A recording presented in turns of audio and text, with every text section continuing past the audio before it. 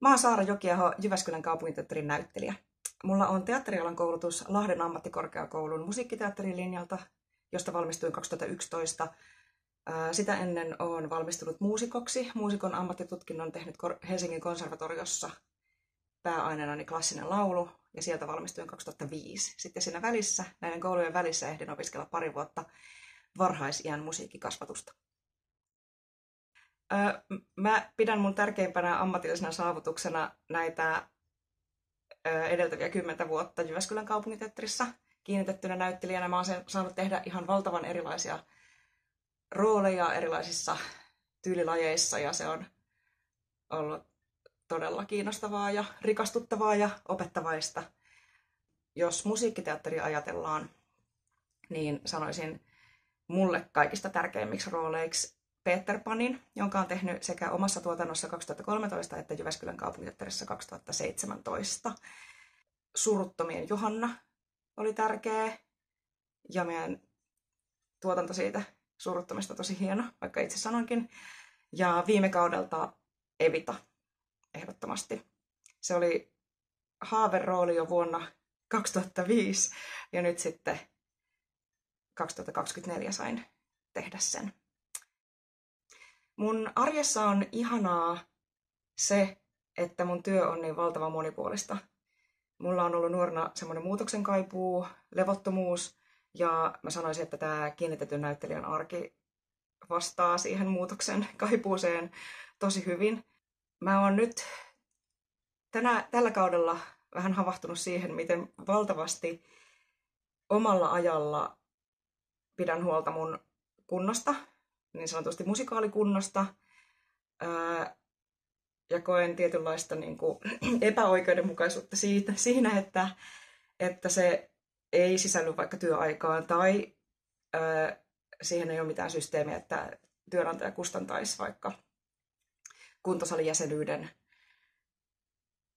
Musikaalikunnossa pysyminen vaatii ihan valtavasti panostusta mun mielestä, aerobista kuntoa, hyvää voimantuotantotasoa.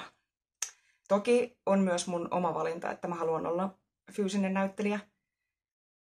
Tärkeimmät työhön liittyvät rutiinit vaihtelee mulla aika paljon teokseen mukaan.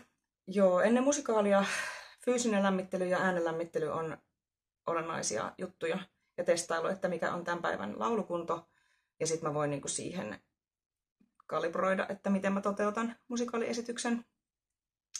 Tällä kaudella meillä menee Boss Lady, jossa olen toisessa pääroolissa. Mun rutiineissa on just ennen työaikaa lähinnä se äänenlämmittely, ja just tärkeää pitää huoli nesteytyksestä ja että on syönyt hyvin. Se on aika fyysinen se teos, että jaksaisit sen kokonaan. Sitten töihin päästyä meillä on siellä yhteinen semmoinen lyhyt lämpö, joka tässä kohtaa riittää mulle fyysiseksi lämpäksi, koska rankemmat fyysiset jutut siinä on sitten loppupuolella esitystä, niin voi aloittaa silleen lepposammin.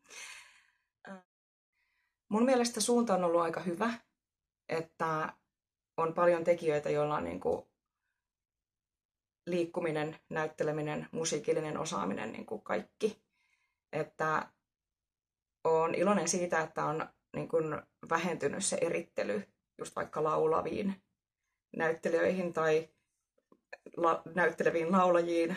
Joskus joitain vuosikymmeniä sitten koen, että musiikkiteatteria ehkä väheksyttiin tai pidettiin jotenkin hömppänä, mutta tämä tilanne on parantunut tässä viime aikoina, ja uskon, että entisestään musiikkiteatterin arvostus kasvaa.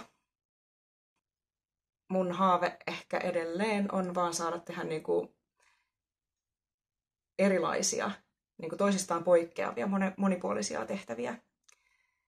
Että ettei vaan niinku jumitu vaikka yhteen tietyn tyyppiseen muottiin, fakkiin. Musta olisi hirveän hauskaa palata vielä Peter Pan-teoksen pariin, esimerkiksi Kapteeni Koukun roolissa. Mutta katsotaan, onko se mahdollista.